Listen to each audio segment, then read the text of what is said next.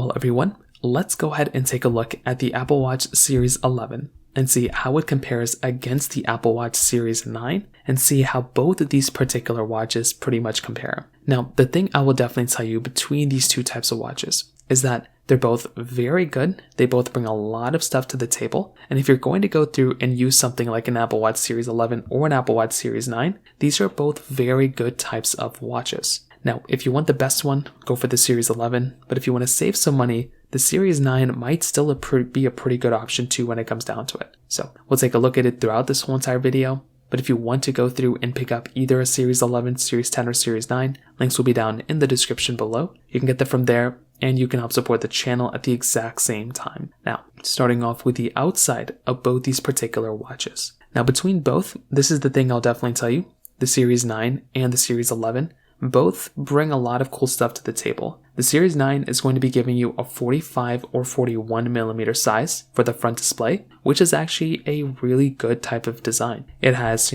pretty good brightness, up to 2000 nits of brightness. It's an OLED LTPO display, and I definitely do think this is a very good type of watch when it comes down to it. When you compare and look at the Series 9 to the Series 11, there's slight design tweaks, but you're not really going to be seeing like massive things as far as I can tell. The Series 9 still looks like a pretty good watch. The Series 11 is slightly bigger. It comes in a 42 and 46 millimeter size. So from that side too, that is going to be one of those big things to keep in mind there as well, because you probably once again want to go through and pick up a watch that is going to be giving you maybe like a bigger size display in the same casing, and they're roughly around the same size. There's just less bezel in the Series 11. It's also going to be giving you aluminum or titanium, as well as a wide-angle OLED display. So the wide-angle display is a little bit different than the standard OLED. So it's going to be able to give you better, viewing angles. That's going to be a nicer thing going on there as well. Now the bands and everything like that work the same on both. The back side, you still have that charging port. You have the buttons on the side too.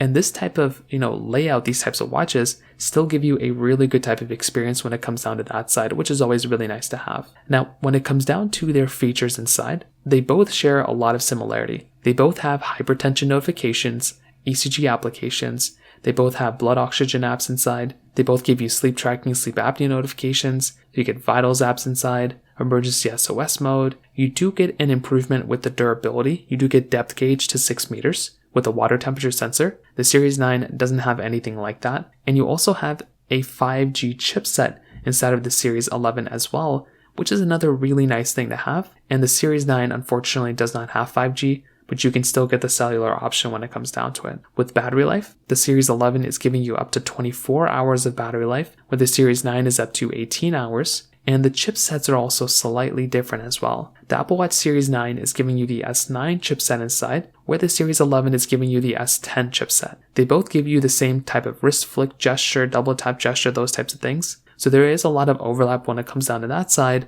but even at that point, it's not really like the biggest deal in the world. And I'll tell you, when I do kind of take a look at these types of watches, you're still getting a pretty good experience when it comes down to both of them. So what I'll tell you is that between both, the Series 11 is probably the one that is going to be the better watch. It's more expensive, but it's going to be giving you a better size display. It's going to be giving you a nicer type of panel, a better type of build quality slightly, things like that, faster watch. It's going to be like random stuff all throughout, but it's not going to be like anything super crazy, to be honest. I think if you have an Apple Watch Series 9, this is still a very good watch to buy, and I would still recommend a lot of people to go through and buy that type of watch when it comes down to it. So from that side, that kind of covers it up there. If you have any other thoughts or questions, please let me know in the comment section below. Hit the like button, that would mean so much, but definitely hit that subscribe button. More importantly than everything else, I love every single one of you guys. Hopefully I'll catch you guys in the next video. Peace out till then.